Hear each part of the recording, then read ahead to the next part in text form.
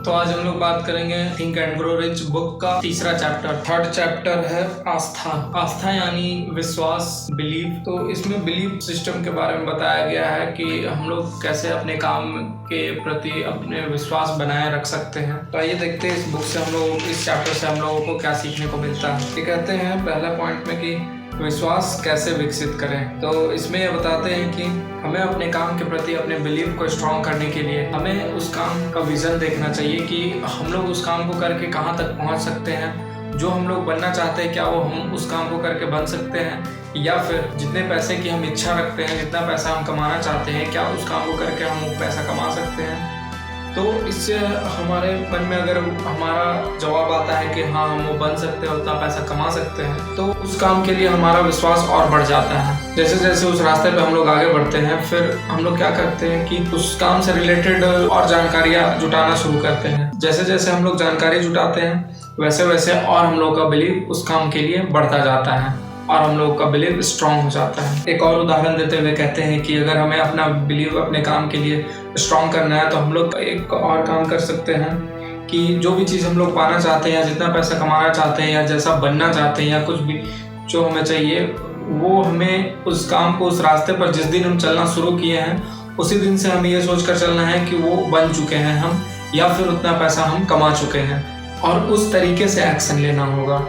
उस झूठ को, अगर हम अपने मन में वो झूठ बोले, अपने दिमाग को वो झूठ बोल रहे हैं कि नहीं वो हम बन चुके हैं या वो चीज़ हमें प्राप्त हो चुका है जो हम चाह रहे हैं, तो हमारा एक्शन क्या करेगा कि उसे सच में बदलना शुरू कर देगा। हमारा एक्शन हमें अपने मंजिल के करीब लेते चला जाएगा। इसलिए हमें अपने दिमाग को झूठ बोलना है कि जो चीज़ हम प्राप्त करना चाहते हैं वो प्राप्त कर चुके हैं, और उस तरीके से हमें एक्शन लेना है जिससे हमारा एक्शन हमें अपने मंजिल के करीब लेता चला जाए। तो इससे हमारा और विश्वास अपने काम के लिए, जैसे जैसे हम अपने मंजिल के करीब जाएंगे हमारा विश्वास, हमारा बिलीव और स्ट्रॉन्ग होता जाएगा।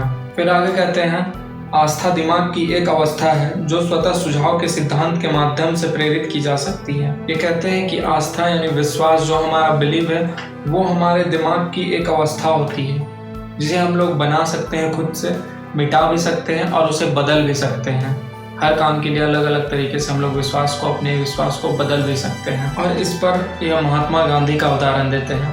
महात्मा गांधी का उदाहरण देते हुए कहते हैं कि महात्मा गांधी ने अपने बिलीव से और 200 करोड़ लोगों के दिमाग को एक कर दिया था। जो उन्होंने विश्वास किया था कि जैसे आज़ादी के टाइम पे कि उन्होंने विश्वास किया, अपने बिलीव पर ही उन्होंने आज़ादी दिलाई, कि अपने बिलीव पर ही हर इंसान को, हर हिंदुस्तानी को एकजुट कर दिया। ये महात्मा गांधी को कहते हैं कि उनके पास बिलीव सिस्टम का बहुत बड़ा उदाहरण है। उन्होंने 200 करोड़ लोगों के दिमाग को एक किया था। फिर आगे कहते हैं अमेरिका इस्पात निगम का गठन कैसे हुआ। अमेरिका इस्पात निगम का जो गठन हुआ वो भी एक बिलीव पर ही हुआ।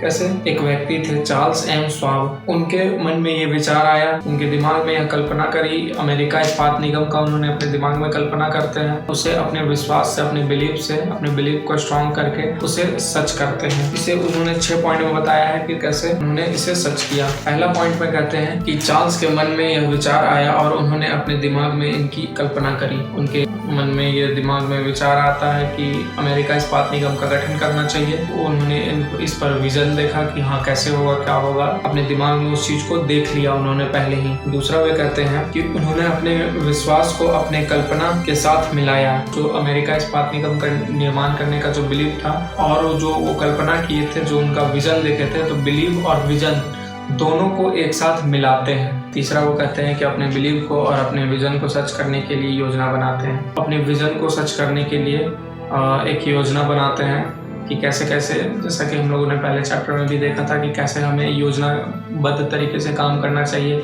अपने जो भी रास्ते पे हम चलना चाहते हैं उस रास्ते का योजना बनाना चाहिए। तो उन्होंने भी ऐसा ही कुछ किया।